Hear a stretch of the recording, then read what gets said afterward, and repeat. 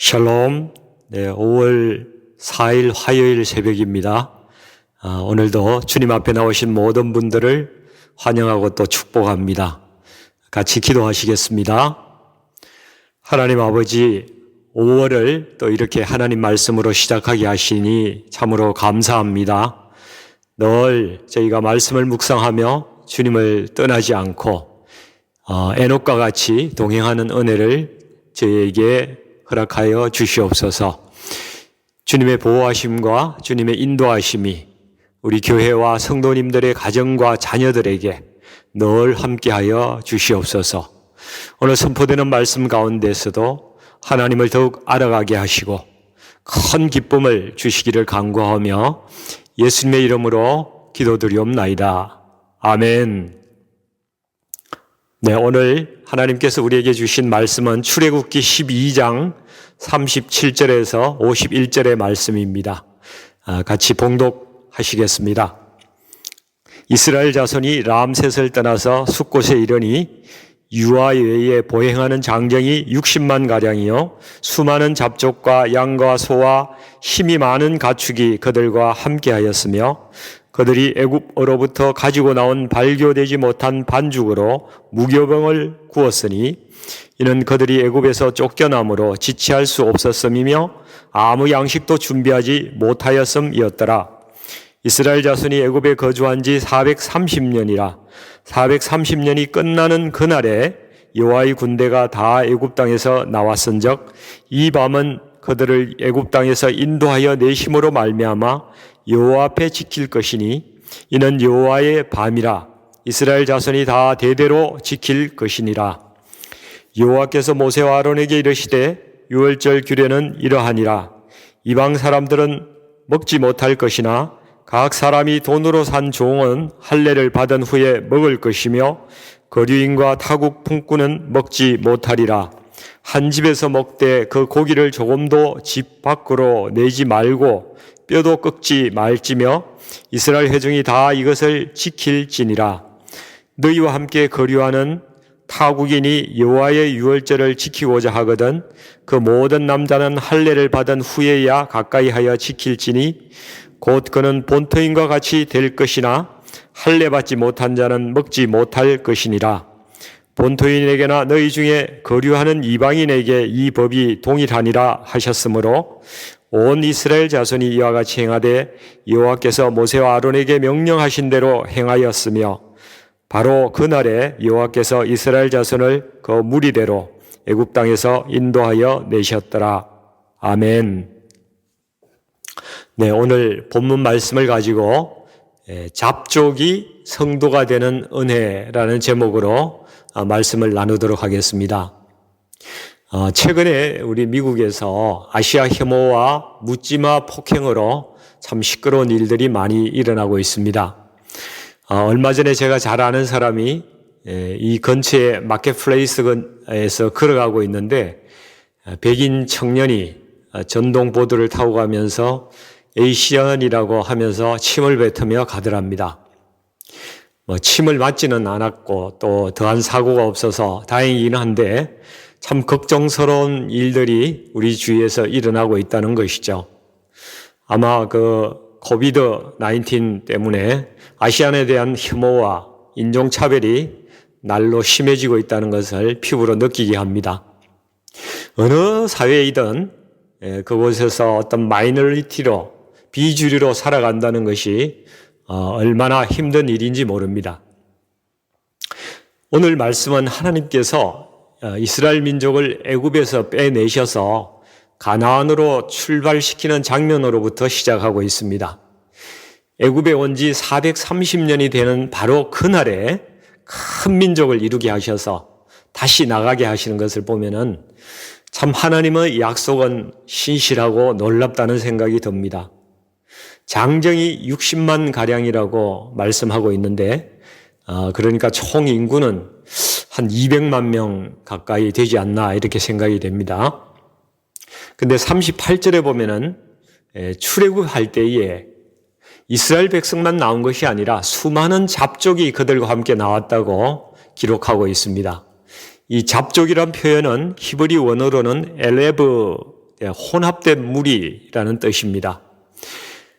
메시지 성경에는 아주 재미있게 표현을 하고 있는데 어중이 떠중이들도 그 뒤를 따랐다라고 번역되어 있습니다. 영어 성경에는 mixed multitude라고 표현하고 있죠. 이 애굽이 제국이었기 때문에 다른 나라를 침략을 많이 했습니다.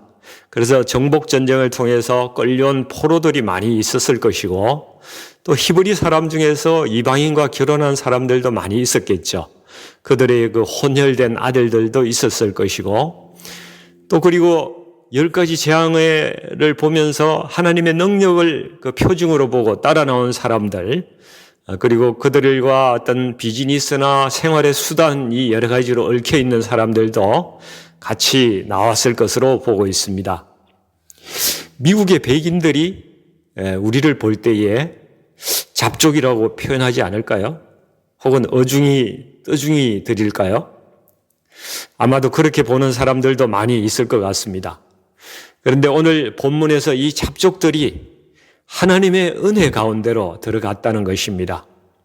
무슨 생각을 하고 히브리 사람을 따라갔든지 간에 하나님의 백성 속으로 들어갔다는 것이 중요하죠. 이것이 은혜입니다. 그들도 소수자들이라서 히브리 민족 안에서 좋은 대접이야 받았겠습니까?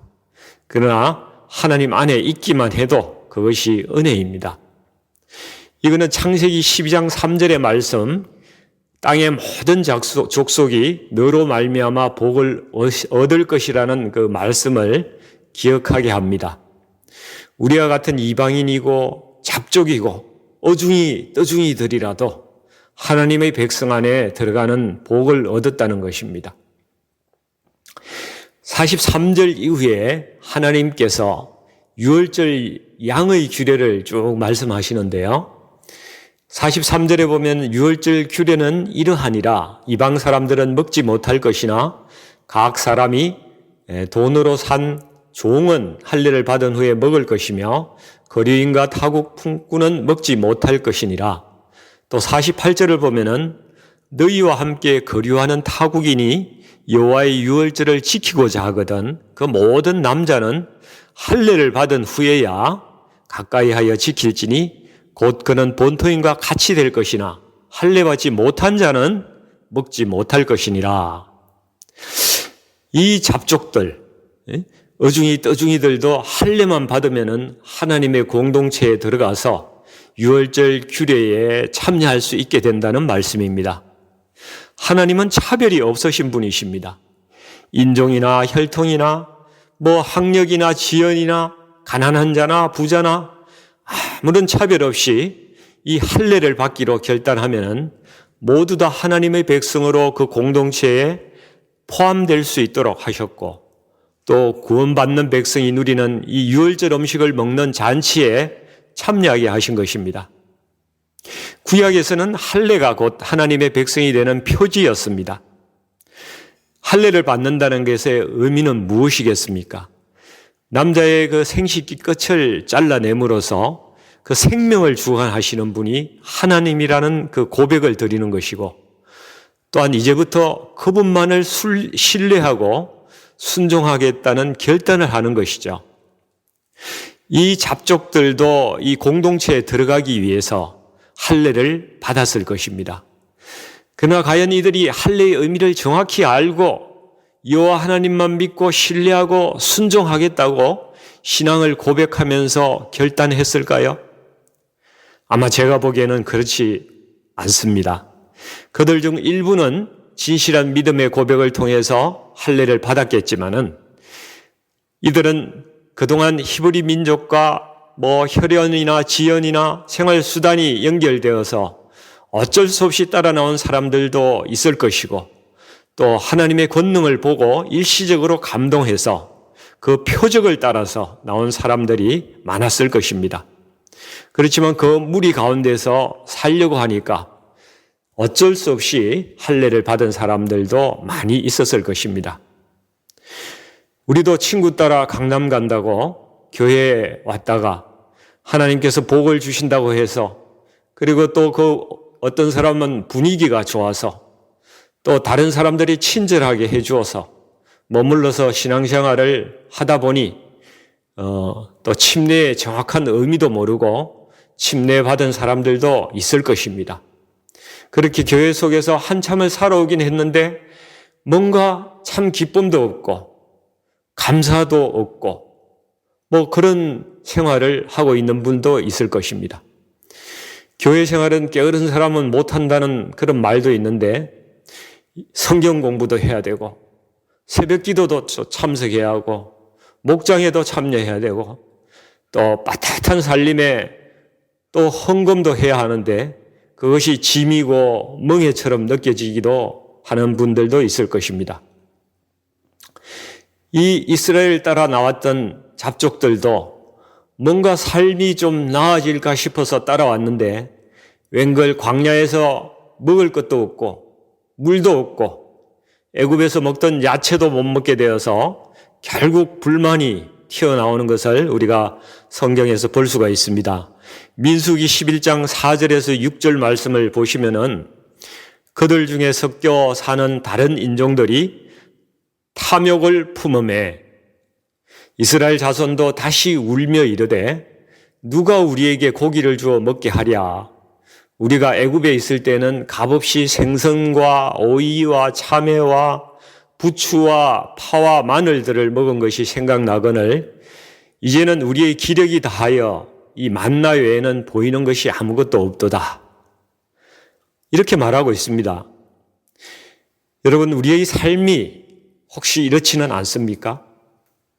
내가 생각했던 그 신앙생활과 나의 지금의 현실이 어떤 차이가 있습니까? 나는 왜 신앙생활이 광야에서 이렇게 힘들게 살아가는 것 같이 느껴질까요? 지금까지는 우리가 이스라엘의 잡족과 같이 그렇게 따라왔다 하더라도 이제부터는 좀 달라지기를 원하지 않으십니까? 우리가 어떻게 해야 될까요? 우리가 성경 본문을 통해서 한번 살펴보도록 하겠습니다. 첫 번째는 우리가 누룩 없는 무교병을 먹어야 한다는 것입니다. 39절의 말씀을 보십시오. 이스라엘 백성이 애굽을 급히 떠나게 됩니다. 떡을 반죽하고 부풀지도 않았는데 반죽한 것을 가지고 나와서 숲곳에 와서야 그것을 구워서 먹었습니다. 이것이 무슨 뜻입니까? 누룩으로 상징되는 그 세상의 죄악으로부터 분리하려는 그 결심을 하고 거기서 빨리 떠나야 한다는 것입니다. 만약 지금 내가 묶여있는 죄가 있다면 그것에서 즉시 떠나라는 말씀입니다.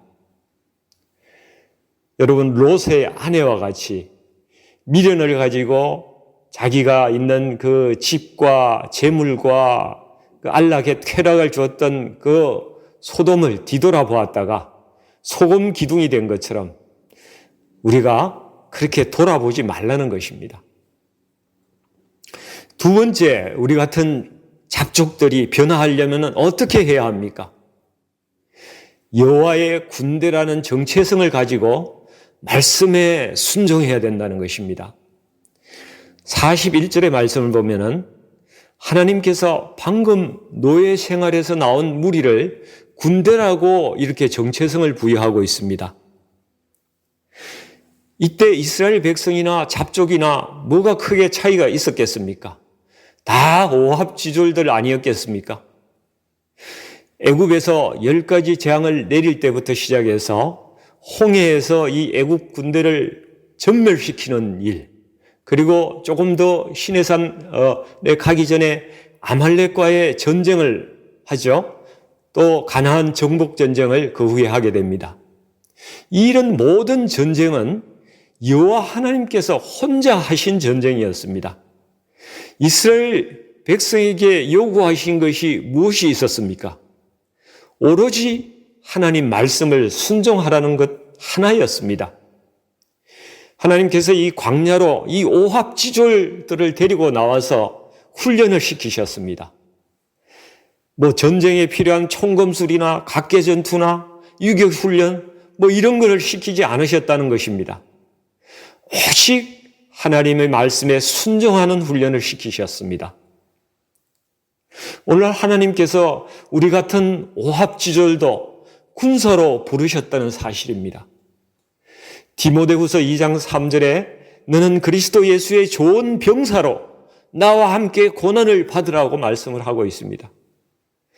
그런데 우리에게도 요구하시는 것은 오직 단 한 가지, 순종만 원하신다는 것입니다.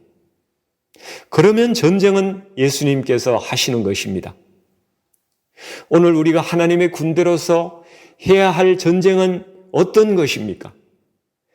대장이신 예수 그리스도의 이름으로 내 심령 안에 있는 이 우상을 숨기는 그 마음, 미신을 따르는 마음, 불의한 마음, 그리고 음란과 더러움과 거짓을 쳐부수는 이 거룩한 전쟁을 하라는 것입니다.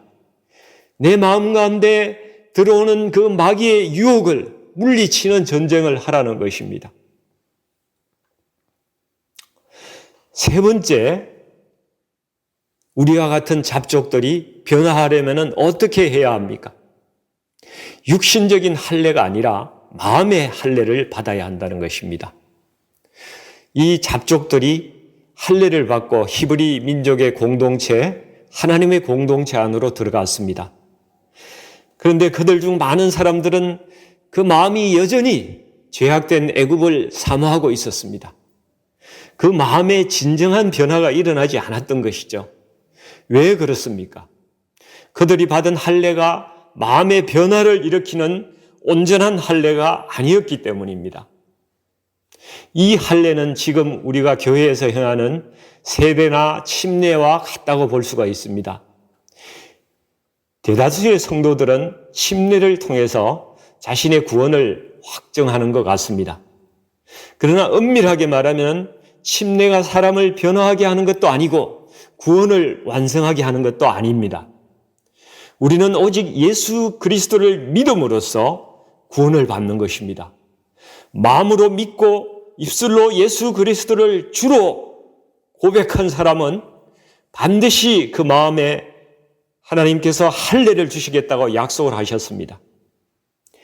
구약의 신명기 30장 6절에서도 장차 내 마음에 할례를 베푸시겠다고 약속을 하셨고, 에스겔서 36장 26절에서도 또 새 영을 너희에게 두고 새 마음을 너희에게 주되 너희 육신에서 굳은 마음을 제거하고 부드러운 마음을 줄 것이며 또 내 영을 너희 속에 두어 너희로 내 율례를 행하게 하리니 너희가 내 규례를 지켜 행하리라.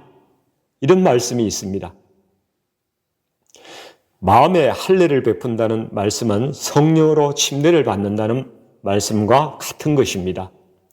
내가 하나님 나라의 공동체로 속하기로 결단하고 예수님의 십자가의 죽음을 통한 죄사함과 그 부활의 소망에 동참하는 것을 외적으로 표현하는 것이 침례라면은 그 고백을 받으시고 성령님께서 내 심령에 실제 내주하심으로 우리가 성령으로 침례를 받는 것입니다.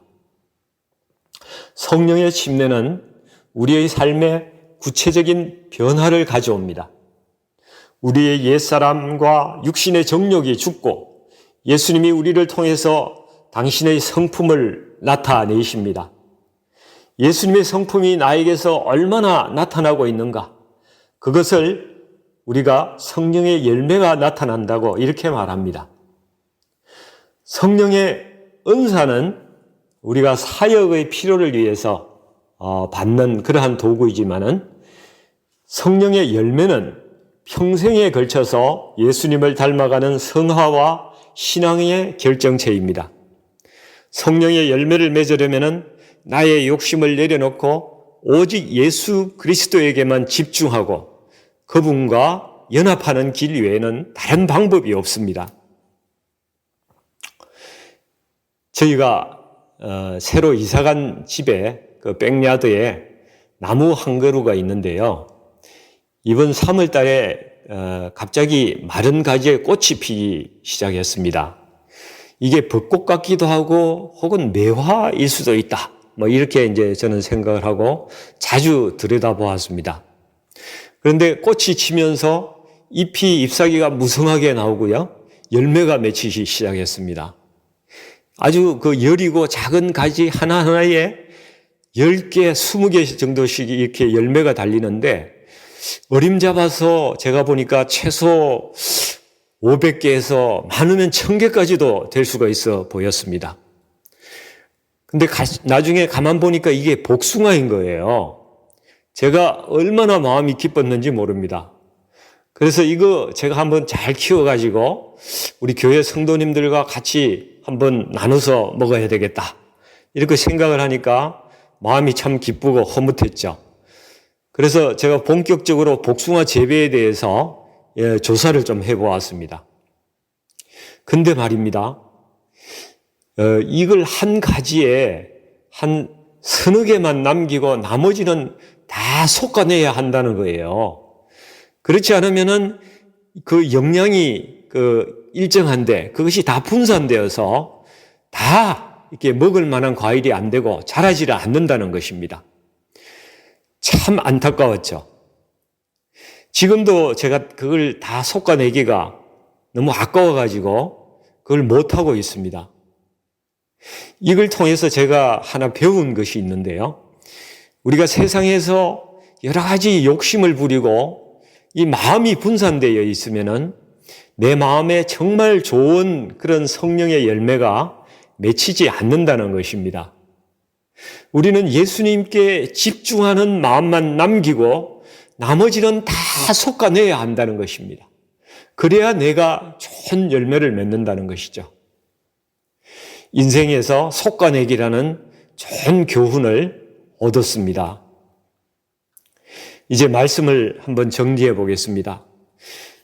우리가 비록 미국에서 이렇게 잡족 또 어중이 떠중이로 대우를 받을 수도 있습니다. 그러나 하나님의 은혜로 이미 우리가 하나님의 백성이며 그 은혜 가운데 들어갔고 하나님의 자녀가 되었다는 사실이 중요합니다. 우리가 이제 이스라엘을 무작정 따라 나섰던 그 잡족에 머무르는 것이 아니라 정말 하나님의 백성이 되려면 우리가 어떻게 해야 합니까? 첫째는 우리가 죄에서 빨리 떠나야 합니다. 달콤하고 부드러운 그 누룩빵과 같은 그 세상의 쾌락을 떠나서 하나님 나라를 향해서 길을 빨리 떠나야 한다는 것입니다. 두 번째는 하나님의 군사라는 이 정체성을 가지고 내 심령 안에 음란하고 더러움과 거짓과 우상을 물리치는 이 전쟁을 해야만 한다는 것이죠. 이 전쟁은 어떻게 할 수 있는 것입니까? 오직 하나님의 말씀을 순종하는 것으로 싸우는 전쟁입니다. 그리고 내 육신이 있는 한 계속되는 전쟁입니다. 세 번째는 우리가 율법주의적인 신앙에서 다시 은혜의 신앙생활로 돌아와야 한다는 것입니다. 여러분, 우리가 신앙생활을 오래 하다 보면은 어느새 은혜보다 율법적인 신앙으로 변질되는 경우가 많이 있는 것을 보게 됩니다. 신앙생활을 내가 열심히 하긴 하는데 기쁨도 없고 사랑도 없고 감사도 없고 또 어느새 다른 사람을 자꾸 평가하고 판단하는 그런 마음이 있습니다. 그러면 내가 지금 은혜는 떨어지고 율법주의의 신앙에 빠져들고 있구나 라고 생각을 해보아야 합니다. 내 힘과 내 의지로 신앙생활을 하려고 그리고 하나님을 위해서 뭘 내가 열심히 해야 한다는 어떤 율법의 무거운 짐을 지고 있는 것 아닌지 돌아보라는 말씀입니다.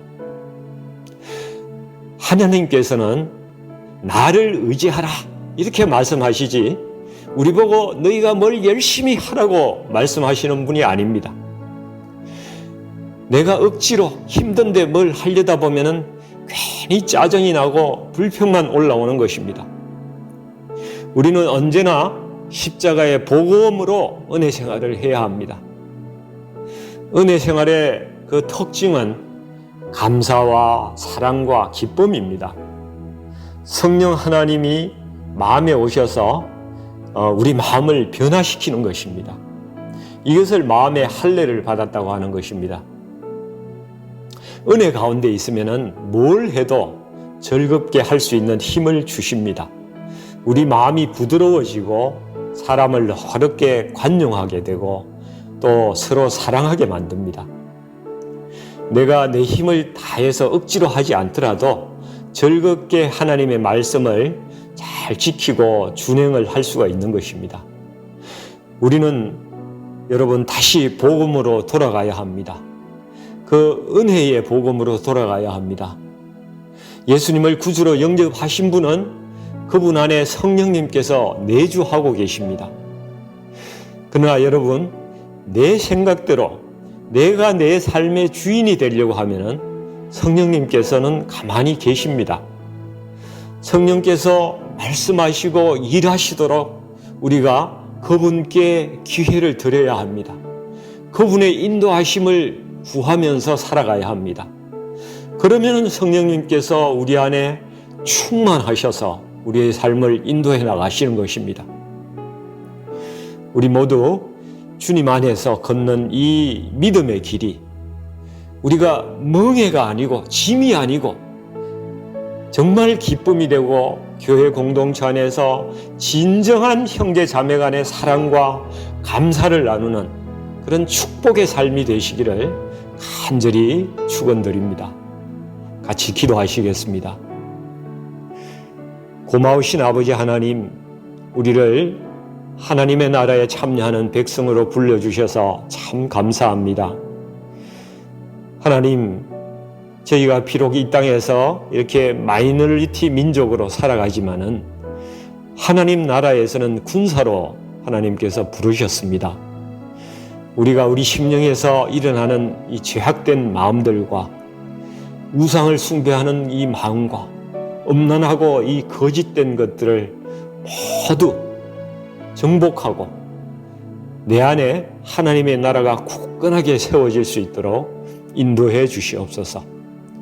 성령님께서 우리 마음에 할례를 행하여 주시고 또 성령으로 충만케 하여 주셔서 우리가 주님 안에서 걷는 이 믿음의 생활이 사랑하고 감사하는 그런 심령, 기쁨으로 충만한 삶이 될 수 있도록 하여 주시옵소서. 오늘도 예수님을 의지해서 믿음으로 승리하게 하시고 또 우리 교회가 참으로 사랑으로 충만한 공동체가 될 수 있도록 하나님 인도해 주시옵소서. 예수님의 이름으로 간절히 기도드리옵나이다. 아멘.